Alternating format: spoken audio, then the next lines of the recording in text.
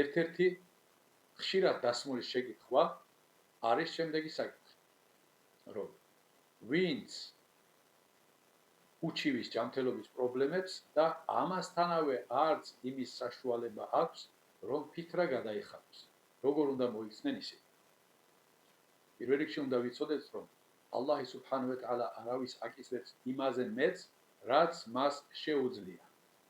ლა იუკელიფულლაჰუ ნაფსან ილლა ვუსაჰა. ამას პირდაპირ წმინდა ყურანში ბრძანებს ალლაჰი სუბჰანაჰუ ვა თაალა და ჩვენ არ გვეკისრება ის პასუხისგებლობები, რომლებიც შეუძლებელია ჩვენთვის.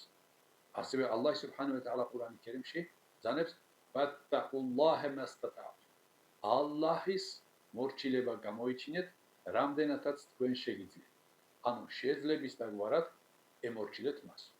ამ შემთხვევაში თუ კი ადამიანი უჩივის ჯანმრთელობის პრობლემებს და მატერიალურადაც არ აქვს მას იმის შესაძლებლობა, რომ გადაეხადოს, ისლამს ასეთი ადამიანებისთვის აქვს დაწესებული წესი, რომ ფიქრა მას უნდა მიუტანონ, რადგანაც ეს ადამიანი არის ღარიბი და მას შეუძლია პირიქით მიიღოს ფიქრა.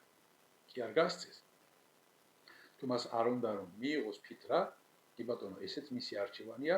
ამ შემთხვევაში ის ადამიანი დაკავდება ზიქრით, დუით, ყურანის კითხვით და ალლაჰ სუბჰანაჰუ ვა თაალა შეეგოდება, რომ მასაც მისცეს ის მადლი, რაც ჯანმრთელობის შემთხვევაში მარხვით უნდა მოეღო.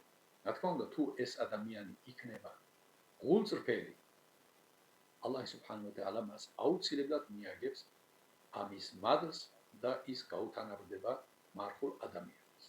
თავარი გულწრფელობა არის, თავარი ერთგულება არის ალლაჰისა და მისი ბრძანებების მიმართ.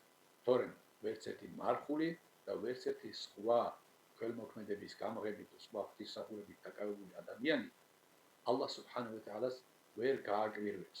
მხოლოდ და მხოლოდ ჩვენი გულწრფელობითა და ერთგულებით უნდა დავიმსახუროთ მისი კმაყოფილება.